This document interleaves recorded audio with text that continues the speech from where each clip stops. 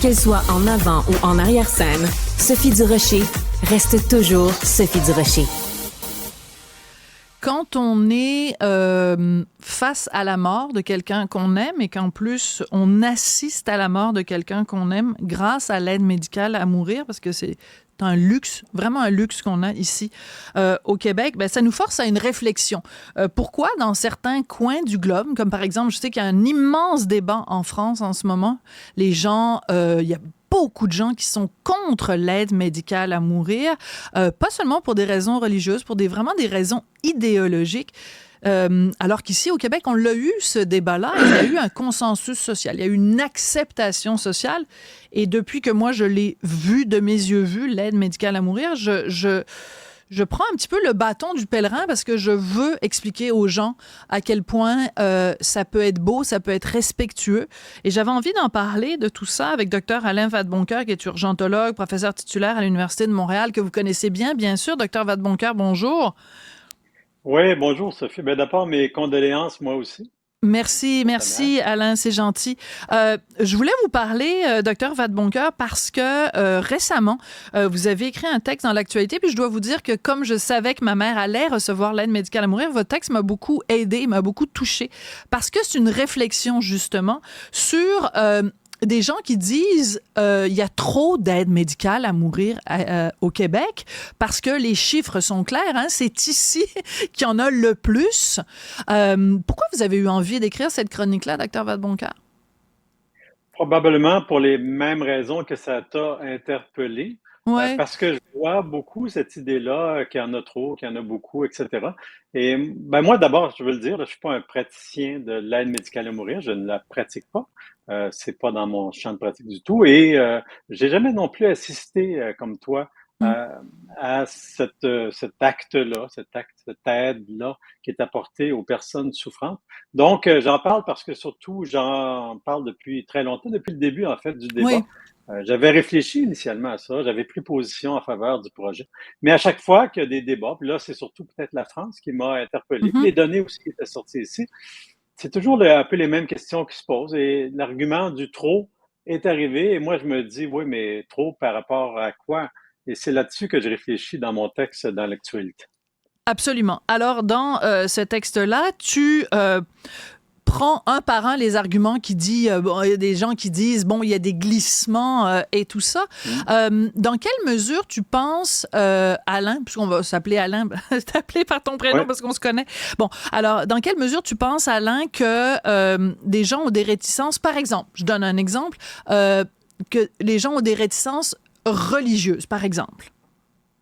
Ben, écoute, ça, c'est pas un mystère pour personne. Je me rappelle très bien du débat, hein. Tu as parlé d'un débat de société qui a été quand Mhm. même très approfondi au Québec, hein, au milieu des années 2010, là, sur la question. Ça durait assez longtemps. Et une des oppositions qui revenait, soit de façon explicite, donc par les corps religieux eux-mêmes qui s'exprimaient, ou par des gens qui étaient fortement associés à des mouvances religieuses, on pourrait le dire comme ça, ben, ça venait souvent comme argument. Des arguments qui, des fois, n'étaient pas présentés sous cet angle-là, mais c'était certainement une des réserves. Puis honnêtement, je comprends ça. Je comprends qu'on peut avoir certaines convictions qui fait que d'aider quelqu'un à cheminer vers la mort, comme ça, qui est souffrant, Mhm. ça peut aller contre ses convictions assez profondes. Et donc, je le comprends. Puis ça existe ici, ça existe en France, on le voit en même temps, même si c'est un pays laïque depuis très longtemps. Et donc, ça fait partie un peu du débat. Hein? Puis c'est correct que ces idées-là s'expriment. On est allé au-delà de ça ici, mais ça en a fait partie ici. Moi, je me rappelle très bien. Oui. Tout à fait. Puis un pays peut être laïque, ça n'empêche pas Ouais, les citoyens qui constituent ce pays-là d'avoir, eux, leurs convictions religieuses. C'est justement ça la beauté ouais. d'un pays laïque, c'est qu'on respecte justement les convictions religieuses des gens. Moi, j'ai eu l'impression, Alain, que les opposants à l'aide médicale à mourir ou ceux qui trouvent qu'il y en a trop ne comprennent pas la quantité et la rigueur des balises qui sont mises en place pour, déterminer qui y a droit et pour déterminer que la personne qui y a droit le fait de sa pleine volonté, qu'elle n'a pas été influencée et que même dans les dernières secondes avant que ça se produise, qu'on réitère la volonté de la personne. J'ai l'impression qu'on ne l'a pas assez martelé, ça. Ouais, c'est possible, hein. Tu parlais du débat. Le débat a été très, très bien mené aussi, mais ça a mené aussi à une démarche qui est très, si on veut, complète, qui tient compte de beaucoup d'éléments pour s'assurer que les gens, par exemple, font un choix éclairé, qu'il y a une confirmation de la volonté, etc., etc. Donc, c'est une démarche qui, ben, tu l'as vécue, donc tu la Oui. connais directement, qui n'a rien d'anodine et qui respecte énormément la personne vraiment concernée par tout cela, c'est-à-dire la personne malade, souffrante, donc qui prend une décision. Et je pense que cet accompagnement-là se fait très bien. On l'a vu quand on parle des chiffres que tu as mentionnés, effectivement, il y Oui. a un assez haut pourcentage là, de mémoire, autour de 6 des décès qui sont attribuables au Québec 6,8. à l'aide médicale amoureuse. 6,8, c'est ça. Et donc, par contre, ça, c'est dans le rapport de la commission qui est justement non Mhm. seulement le processus est solide, mais en plus, tous les cas sont vérifiés, validés. Et ce que nous dit le rapport aussi, c'est que je pense que le chiffre, c'est 99,5% des situations d'aide médicale à mourir étaient complètement conformes à ce qui avait été prévu comme principe, parce que c'est ça l'important, et que les quelques écarts, de ce que j'en sais, c'était plutôt d'ordre administratif, c'est-à-dire oublier de remplir telle partie du formulaire ou des trucs comme ça, mais qui sont assez Mhm. marginaux. Autrement dit, les principes sont solides, le débat a été fait en profondeur, et tout cela semble bien appliqué. Si ça équivaut à un choix assez élargi, c'est peut-être justement parce qu'au Québec, le débat s'est très bien fait et que les gens, on leur offre vraiment cette possibilité-là comme une des possibilités pour terminer sa vie dans certaines circonstances. Puis si c'est le cas, ben c'est bien correct que ça se passe comme ça. Là, c'est pas une question de chiffre, c'est une question de faire ce qu'on avait dit qui serait fait. Et ça semble être le cas. C'est ça. Puis de toute façon, d'emblée, dans ta chronique, tu posais la question. De toute façon, comment on détermine qu'il y en aurait trop?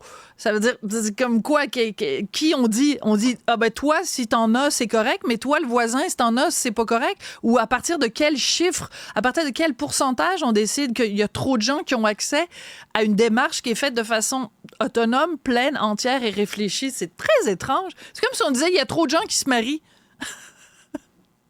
Ben, écoute, moi, c'était exactement ma réflexion. Trop par rapport à quoi? Si ça se fait comme ça doit être fait, si ça correspond exactement au principe qu'on s'est donné, si ça respecte ça, puis il faut quand même mentionner, c'est sûr que 6,8%, c'est des chiffres assez élevés, plus élevés que dans d'autres juridictions, mais il reste que la vaste majorité des décès se passe soit, Voilà. ben, évidemment, de façon naturelle et dans la vaste majorité des cas, effectivement, accompagnés par les soins palliatifs. Le rapport le mentionne aussi. Et donc, ça arrive comme ça parce que peut-être que les gens, simplement, dans notre société, qui est quand même assez ouverte, hein, faut le dire, pas juste sur ces sujets-là, ben, les Hmm. gens se disent, à un certain point de leur vie, c'est peut-être la bonne façon de faire. C'est les échos que j'en ai aussi, parce que j'ai quand même plusieurs collègues qui Oui. pratiquent très régulièrement l'aide médicale à mourir. Ça semble bien se passer d'après tout ce que j'en sais. Et j'ai rien vu qui allait dans une direction contraire. Alors, tant mieux si on a bien fait les choses de ce point de vue.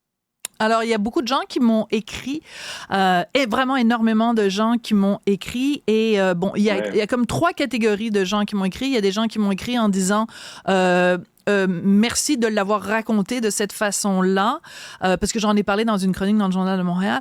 Ouais, je Euh, l'ai lu, ouais.